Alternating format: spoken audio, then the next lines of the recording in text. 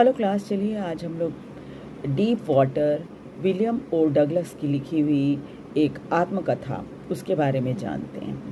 William ओ Douglas द्वारा लिखी एक किताब जिसका नाम है ऑफ मेन एंड माउंटेन, इसका एक हिस्सा है, ये आपको पढ़ना है, डीप वाटर, जिसमें उन्होंने बताया है कि कैसे वो एक स्विमिंग पूल में लगभग डूब ही गए थे।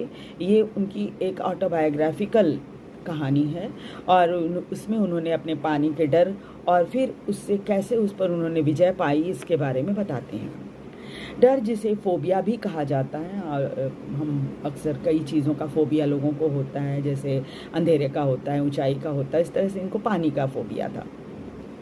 कैसे वो अपने आप के ऊपर हावी हो जाता है। लेकिन विलियम डगलस ये बताते हैं कि जब तक आप डरते रहेंगे वो आपको डराता रहेगा। आपने सुना ही होगा, डर के आगे जीत होती है। 4 साल की उम्र में जब वे अपने पिता के साथ बीच पर गए थे तो तेज लहर ने उन्हें सर्फ बोट से नीचे गिरा दिया था और तभी से पानी की ताकत का डर उनके मन में हावी हो गया था। 10-11 वर्ष की उम्र में उन्होंने YMCA स्विमिंग पूल में ये तैराकी सीखने का प्लान बनाया। लेकिन एक दिन जब वे अकेले पूल के किनारे बैठे थे, एक उनसे बड़ी उम्र का लड़का जो था वो आया और मजाक मजाक में ही उनको उठाकर उसने पानी में फेंक दिया था।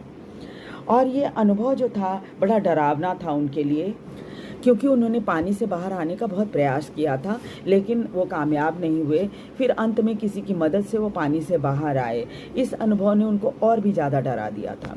इस डर का एहसास उन्हें बार बार होता था जब भी वह झील आदि में नहाने के लिए जाते, या फिर तब उनको लगता था कि डर से उनका पैर पैरालाइज हो गया है बिल्कुल, और एक डर की ठंडी लहर उनके पूरे शरीर पर गुजरने लगती थी।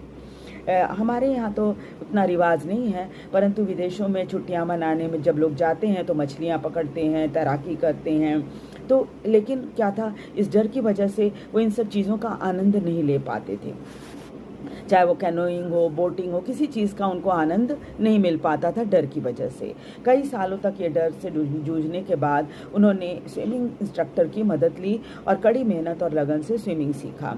डगलस ने अंततः अपने डर को पूरी तरह से ख़त्म कर दिया। इस विजय ने उन्हें जीवन में भय का सामना करने की हिम्मत दी और ख़ास तौर पर मौत से कैसे लड़ें ये हिम्मत दी। उन्होंने आखिर में अपने दोस्त फ्रैंकलिन रूजवेल्ट को, जो अमेरिका के राष्ट्रपति भी रहे हैं, एक कोटेशन दी है, all we have to fear is fear itself, यानी हमें बस डर से ही डरना चाहिए, यानी डरने लायक एकमात्र चीज़ स्वयं भय है। क्यों